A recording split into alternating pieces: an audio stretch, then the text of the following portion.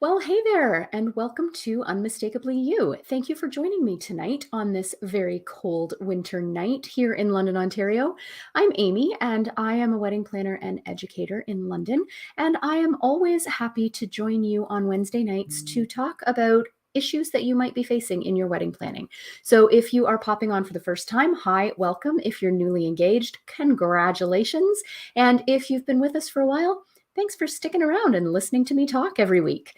We are in the middle of a series that we have spanned throughout January and February called Setting You Up for Success. And so we've been doing installments about how to find a venue that's amazing for your needs, how to find a photographer and a videographer that you really mesh with, how to book an amazing DJ or band that is going to really set the tone for your party.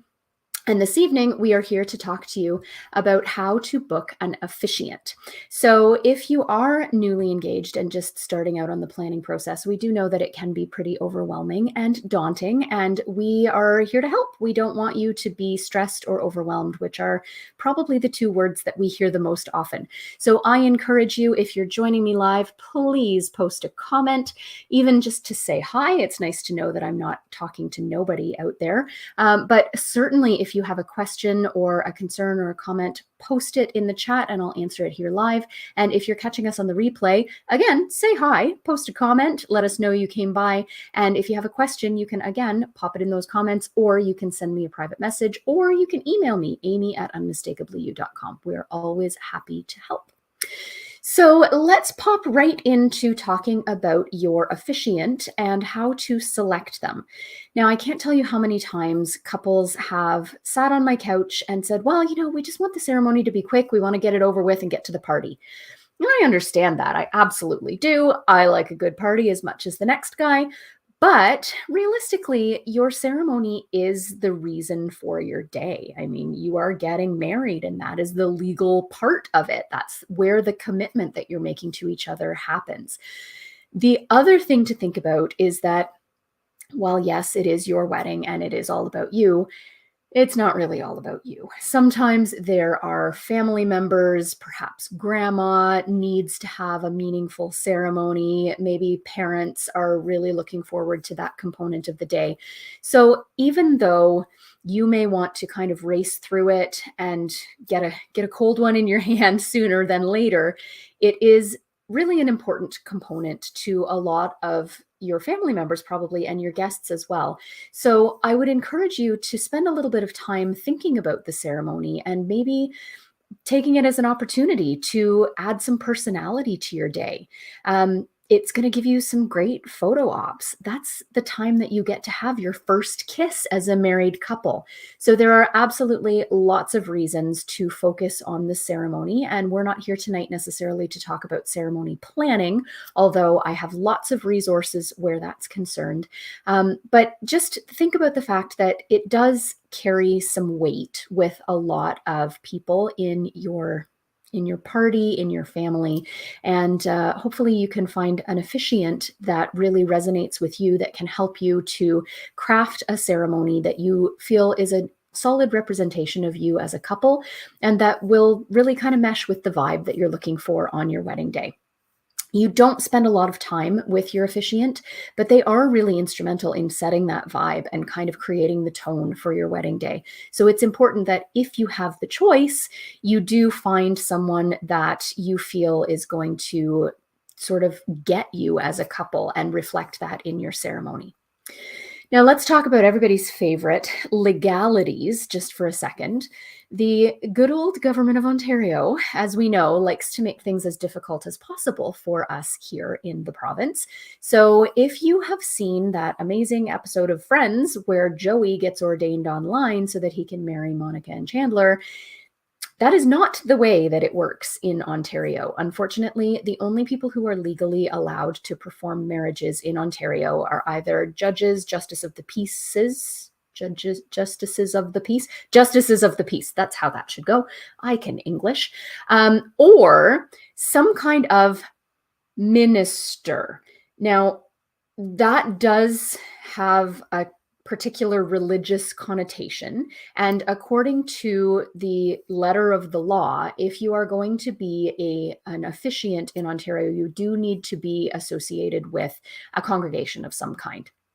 Now, that certainly doesn't mean that you have to practice or incorporate into your wedding ceremonies all of the tenets of that religion.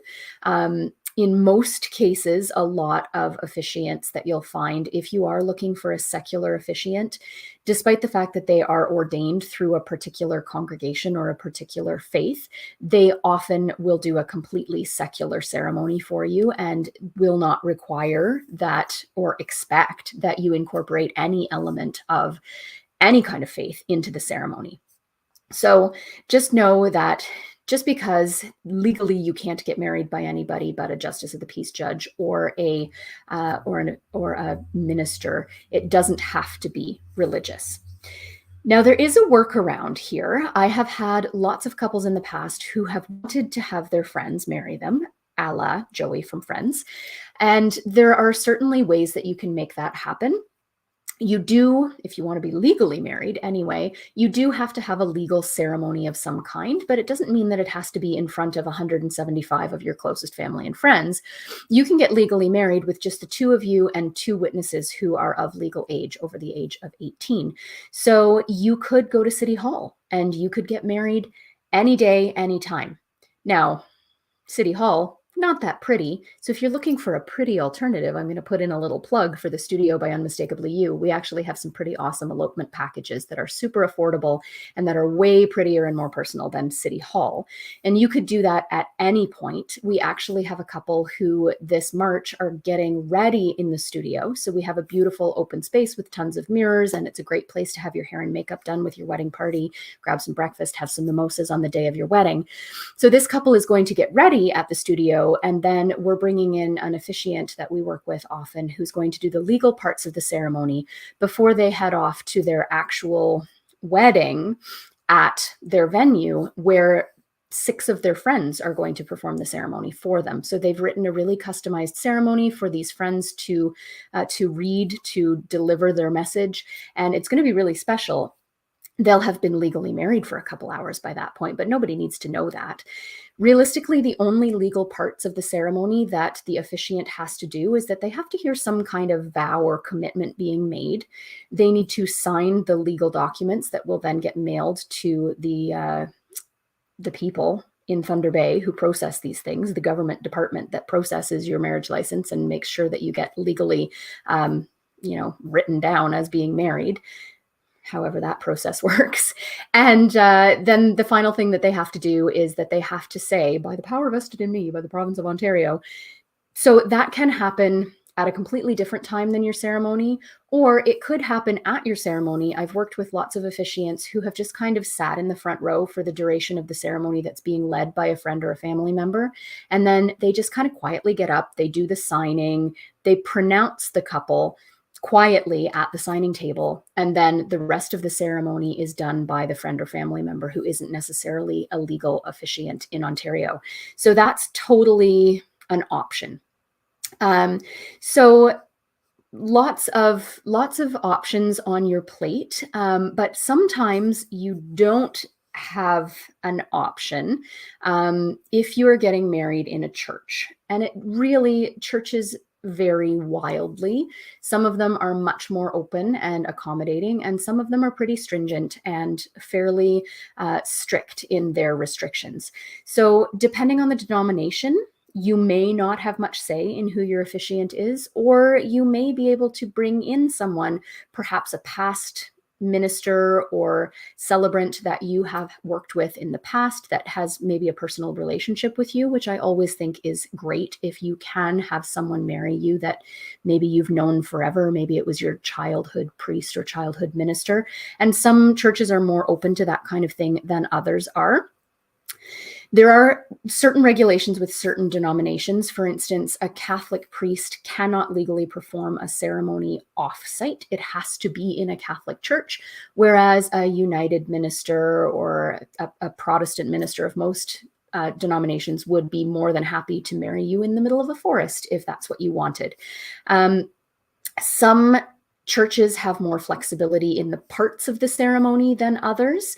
Some are going to say, we're going to do this, and then this, and then this, and we're going to do this reading, and I will give my homily, and you have no say in anything at all.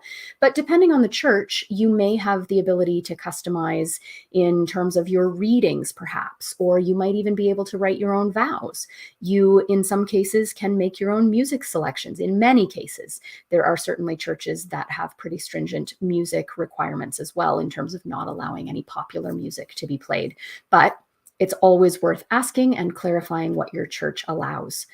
Some churches, some ministers, priests, officiants, celebrants, whatever word you want to use to describe them, some will allow you to have some input into their message, or at the very least, they will sit down and have a chat with you and talk about how you met and your story, and incorporate some personal elements into their message or their sermon, if you will. And some won't. So there are definitely some areas where you may have some flexibility if you're getting married in a church. You may have the opportunity to personalize a little bit, but it really is dependent on the church and their internal regulations. So ask questions, don't assume, and just make sure you get clarification on all of those things. Now, if you're not getting married in a church, you have lots of flexibility. There are a ton of non-denominational organizations or individuals who will perform your service. Now, they, as I said, have to be affiliated with some kind of a faith-based congregation, but they don't necessarily have to be an active member or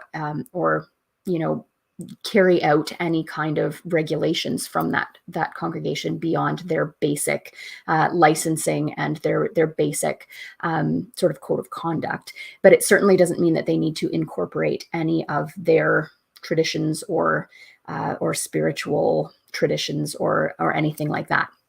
So if you are looking for a secular or non-denominational officiant, like with any other vendor, I would absolutely suggest that you start by asking for recommendations, checking their reviews, maybe calling some references, because it's really important that this person has a good reputation and does good work and has been performing weddings that have been successful for other people in the past.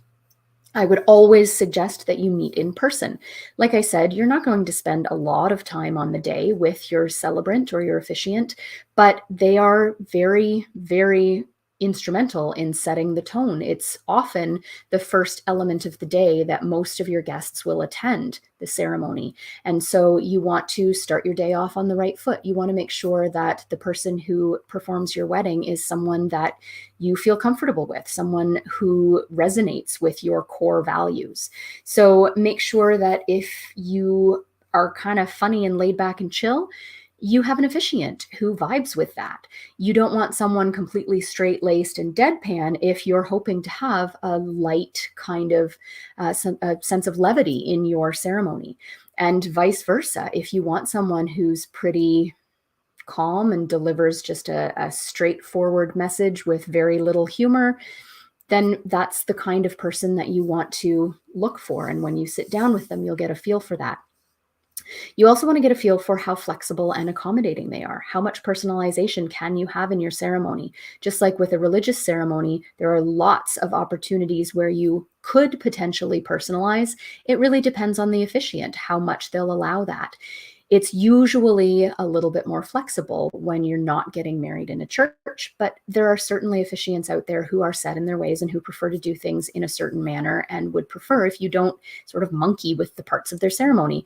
Whereas there are other officiants out there that will love any input that you have. They are happy to customize every part of their ceremony so that it is a true reflection of you. So get a feel for exactly how much flexibility they have. And then there are some questions that I would certainly recommend asking. With any vendor, always find out what happens if they're sick or unable to attend. You want to make sure that they have some kind of a network that is going to allow for a replacement to come in if for some reason, heaven forbid, they're unable to attend. You probably want to ask what they wear because they will appear in some of those important photos of your wedding day. So make sure that you ask that. Seems silly, but If they show up wearing a dress that's going to completely clash with your wedding party, it's going to show up in your pictures, and your photographer is not going to want to Photoshop that out. So ask that question. Ask how many weddings they do on a day. And if they do multiple weddings, how much time do they allow in between, to ensure that if the ceremony before yours is running late, that they're not late to your ceremony. It's usually not the officiant's fault that they're late. It's because maybe somebody before has been late. Or what happens if you're running late? You don't want to make someone else's wedding late. So think about that. You want to talk about their process for sharing the ceremony before the day. Many officiants are happy to send you the full text of everything that they're going to read. Some prefer to keep certain parts of it secret until the day, so that those words have more power and impact in the actual moment of the ceremony. So talk about that, and also talk about the rehearsal. Many secular officiants don't include the rehearsal in their package in this area. It's something that is usually available as an add-on. So ask about that. Some include it, some don't. As wedding planners, when we do a wedding, that's something that we always include. So we often find that it's not necessary to have the officiant there. We will have touched base with them the week before, so that we can pass on anything that they would like to have highlighted or brought up at the rehearsal. We will walk you through where to stand, when to pass off the flowers, how to sit to sign the license, all of those kinds of things. So often, if you have a planner there, it's not essential to have the officiant at the rehearsal. And to be honest, if you're not having a rehearsal, most officiants that are doing this every weekend are going to be completely comfortable just kind of quietly giving you directions under their breath, so that the crowd, the guests, don't ever notice, but they're going to seamlessly guide you through it. Now, once you've found somebody that you connect with, that you like their vibe, and you've hired them, usually you'll get a meeting or two to kind of get to know each other. Different officiants do this in different ways. Some of them have some forms, information that you can fill out and send to them about how you met, and some fun stories and what you love about each other, so that they can craft a more personal message. Some of them will prefer to do that in person as opposed to via a form.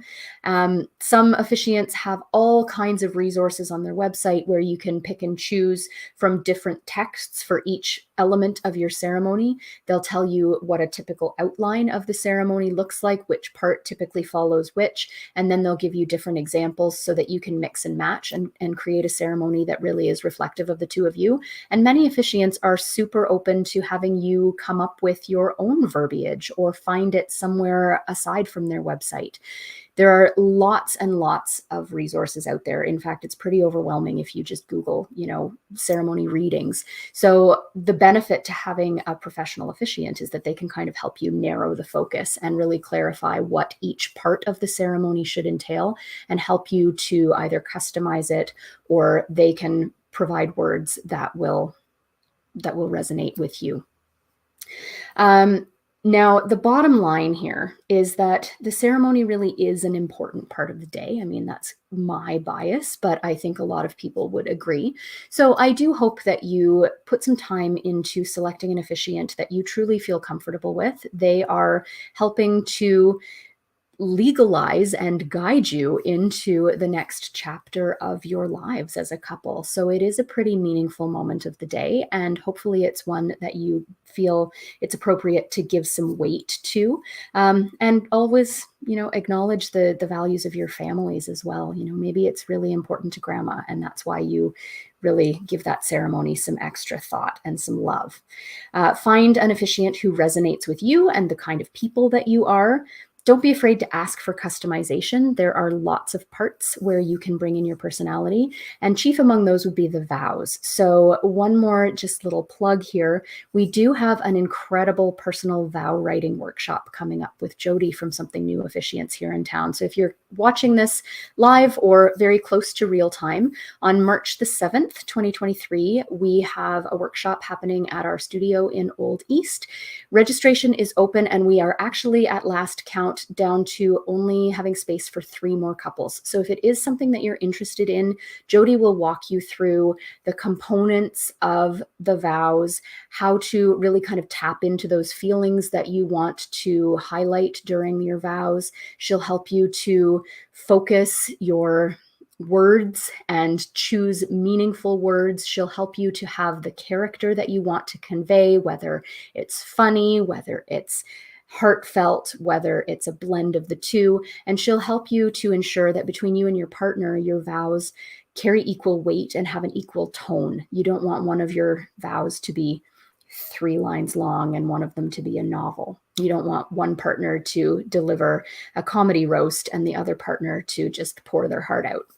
So if you're interested in that at all, there are limited spaces remaining. You can go to our website, www.unmistakablyou.com/workshops, and you can register right online. So if you have any questions, as always, about booking your officiant or really about anything wedding related, as you can see, I love to talk weddings, so hit me up and I'm happy to help. I have an amazing team of wonderful, caring planners who also are wedding obsessed and would love to help guide you through the process. So if you are stuck on anything, you have a question, or you even just want to say, hey, guess what I just did that was super cool, give us a call, give us an email.